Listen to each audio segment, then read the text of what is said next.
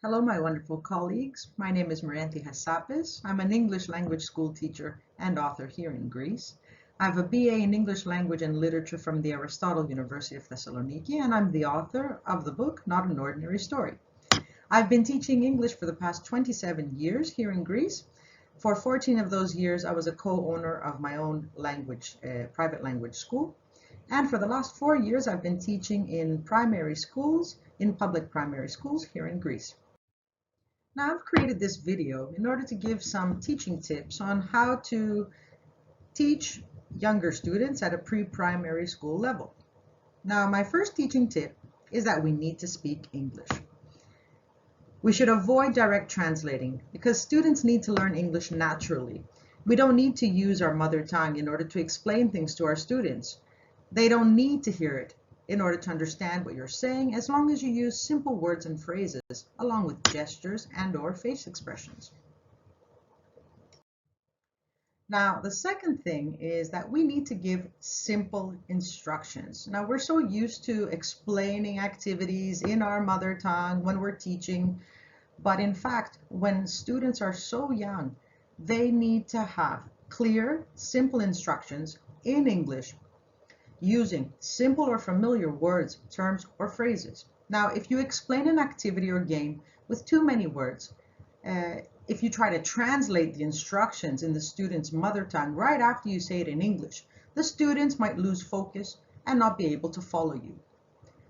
Simplify everything you say or do when you're teaching such young children. You need to use techniques that are used by kindergarten teachers who always give short, clear instructions when doing something new with their little ones. Long, wordy instructions, they usually create a hindrance to understanding and create really restless students, and we don't need that in our classrooms. Simple imperatives are great when you're teaching younger students, especially if you use the same format each time.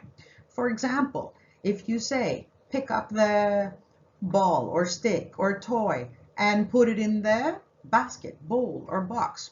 Now, if you play the same game with the same instructions, the students will become very familiar with the terms and they will be able to do similar activities without any first language intervention. Now, the third thing I think is the most important, that we need to repeat, and then repeat some more. Young children learn by listening, by imitating, and by doing.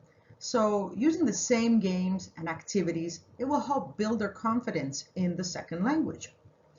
And we need to repeat the words that we teach them when they are first introduced, particularly when they are accompanied by gestures or visual prompts like flashcards. And we need to use some voice adjustments. For example, ball, ball, ball. It will help them listen and be able to understand the word. And of course, if you're showing a ball or if you're showing a flashcard of a ball, they will hear the word many times and they will be able to understand that it is a ball. And this also helps students retain their newly acquired knowledge, and it prompts them to use these new terms whenever they have the opportunity. Now, the fourth thing I think is that we need to teach a limited number of new words or phrases each time. We're so used to teaching public school students or maybe even junior high students, and we know that they can learn more than 8 or 9 or 10 terms at a time, but for such young students, we need to limit the number of words or phrases that we teach them. Kindergarten teachers gradually introduce new words in each thematic unit. For example, they may focus on the number 1 for an entire week and do lots of activities focusing on just that one number, if it's necessary, of course. And we need to follow this example since it is how young children learn best at this level. Now, when teaching new words or phrases, focus on 4 to 5 words maximum. Students at this age learn better in small increments and through constant recycling of the words, and it would not be beneficial for them if we just gave them long lists of words. Now, after they have practiced and learned these new terms, then you can add 2 or 3 more words at a time. Of course, these should be practiced together with the previously acquired vocabulary in order for the students to be able to revise and then use the new vocabulary and learn the new vocabulary as well.